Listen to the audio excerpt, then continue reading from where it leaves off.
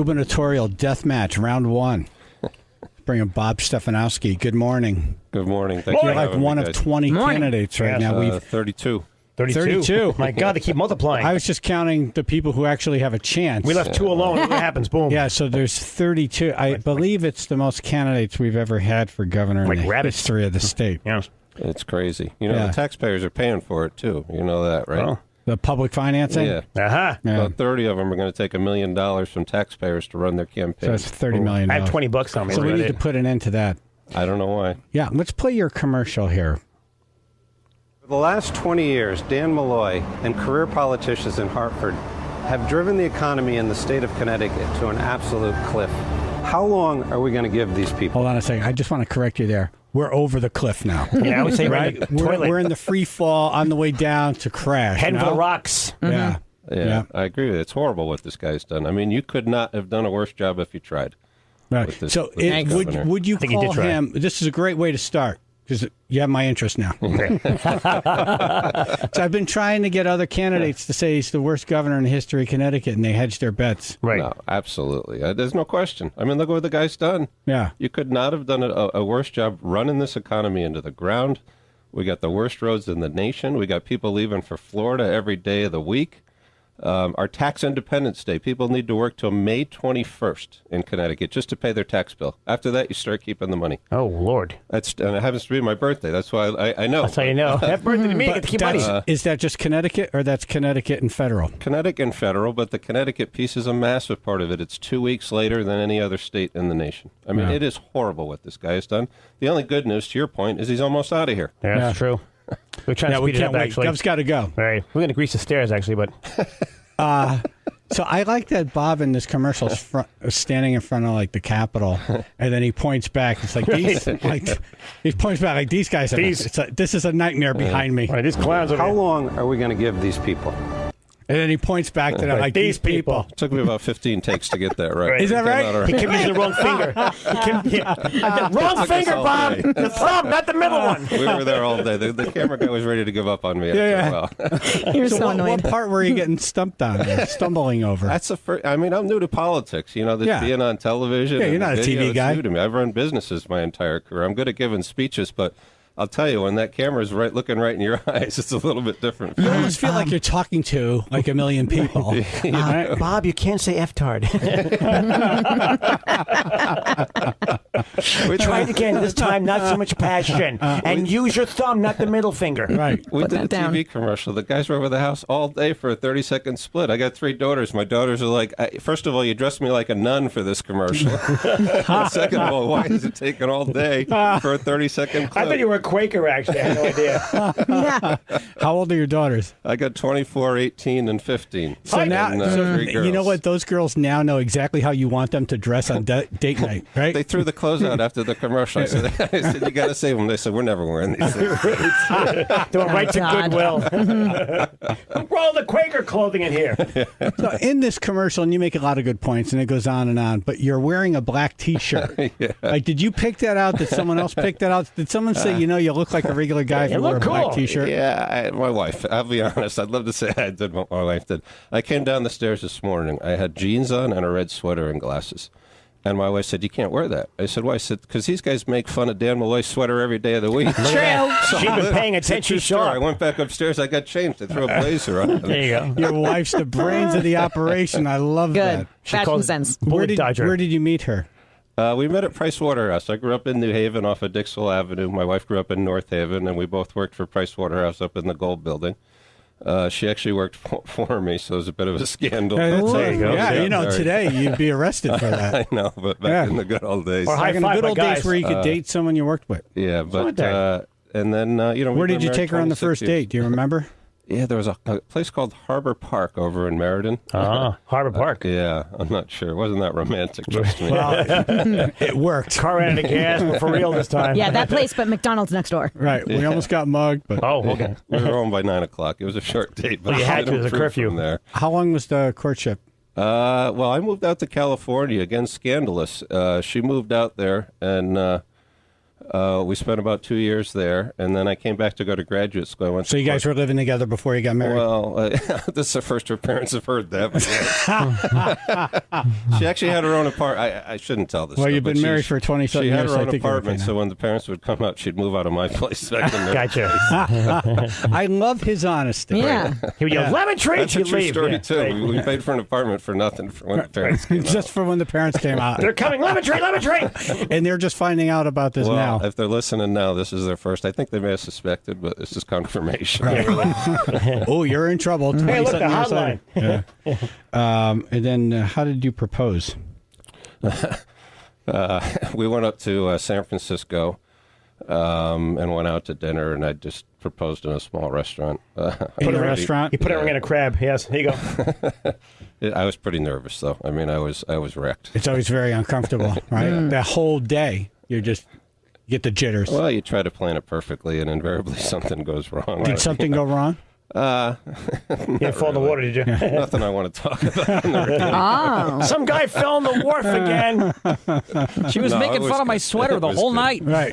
I pulled it off. Yeah. 26 years later, everything's good. There you go, see? Nice. What was your first dance at your wedding? Oh, the first dance was tough. My wife's 5 feet 4 inches. I'm 6 feet 4. Oh. So it's another true story. We picked the shortest song we could find, Louis Armstrong, "It's a Wonderful Life." We picked it because it's only 30 seconons long. And I could get through it Right. pretty She was quickly. suffocating, actually. Just That day she nudged right into me. just long enough Your to shirt get smells some good, though. pictures. Exactly. Yeah. And then it was on to the reception, yeah. All right, nice. All right, well, let's just talk about the state real quick. Bob Yeah. Stefanowski's here. He wants to be your governor. From North Haven, you live in Madison now. Did you Yeah. go to North Haven? You're not from North Haven. Your wife is. Well, I grew up in New Haven, and then we moved to North Haven. I went to North Haven High, graduated in 1980. What was your prom song? Do you remember? I didn't go. There you go, see? Nice. All right. Oh, we like Regular even more now. guy. Regular guy. You started at GE, right? Ground Yeah. level, worked your way up. Yeah, I started entry level, about 300,000 employees at GE. I worked my way up to the top. I was made an officer by Jack Welch. And then I left there, and I was chief financial officer at UBS Investment Bank. We had a $500 billion balance sheet. Ooh. And I look at what these politicians have done to the state of Connecticut. I think having somebody with some real-world experience Yeah, that knows how to have a tough decision, deal with unions, turn companies around, I think is a skill set we really need. When you say deal with unions, what do you mean by that?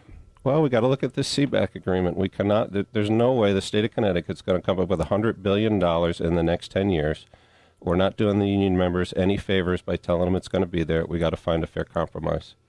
All right. And then when you're running these companies, you're above people. You could tell them what to do. In Hartford, it's not going to be that way. Yeah, I get that question a lot, but not working your way up. You don't get from an entry level to a company with 300,000 employees without being able to influence people, get people to do what you need them to do when they don't work for you.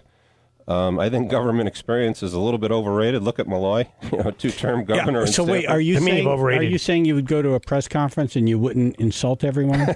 you wouldn't insult the people you need to make a deal with? Is that what you're saying here? I try not to. I try to work with people. I mean, the fact that this guy's not even in the room when they're setting one of the major budgets, one of the biggest events, the fact that the CEO's not in the room, the CEO of the state, is crazy. That would never happen in the private They sector. locked him out, actually. It's like, guys.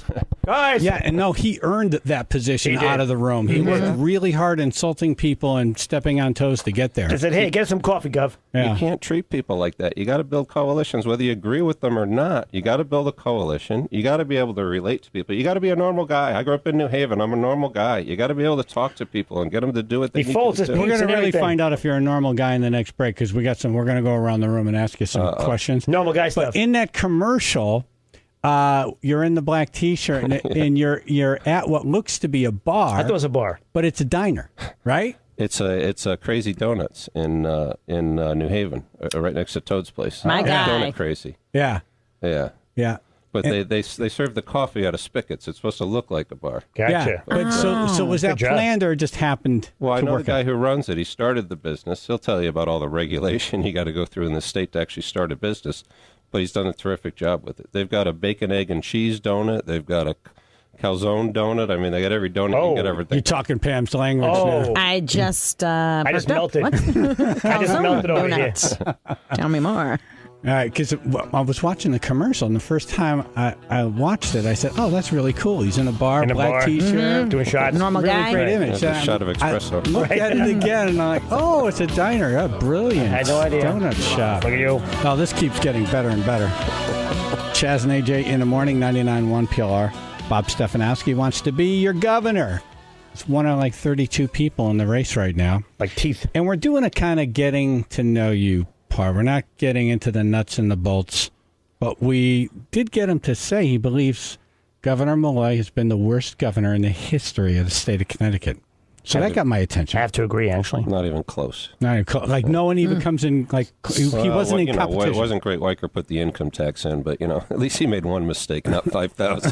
To roll in the rearview mirror compared to him, he's way ahead. Well, Phil's in with Pat, your assistant, and both of you guys are like super tall. Yeah. How tall are you? 6 something? I'm 6'4". I don't know. 6'4". Pat's about 7'8", I think. Yeah, right. He told me 6'5". Oh, okay. Yeah. All right, and then he's in there, texting with Bob's wife? Yeah. Yes, who apparently is a super fan of the show. Oh, awesome. Nice. Okay, and what's been going back and forth between the texts? Well, so far she was noticing that Bob's shirt is one that he's already worn in one of his commercials, so she was critical of that. Oh, boy. But we would never know. That color blue is a very popular Very political color. It's soothing, if you will. Right, Yes. and then also since she's such a big fan, I guess Bob's been having some big lunch and dinner meetings recently that she hasn't been impressed with, like advisors for the Trump campaign and all that. But like him coming here, this was like her Super Bowl apparently. Nice. I love her. All right. And she's on the phone right now. Hi, Amy. Oh, God, I better go now. Aim? Hi, guys. Hi, good Hello. morning. Gov's got to go. Gov's got to go. Gov's gotta go. Oh, I love her. Nice. And so how do you think he's doing so far? He's awesome. He's doing a great job. Except our first date, sweetie, was actually at Harbor Park in Middletown. That's what I said, didn't I? I It's a Meriden. It's all I think it's a Meriden. Yes, it's Meriden. Yeah. No, great job. Then did you want to add any details to the proposal?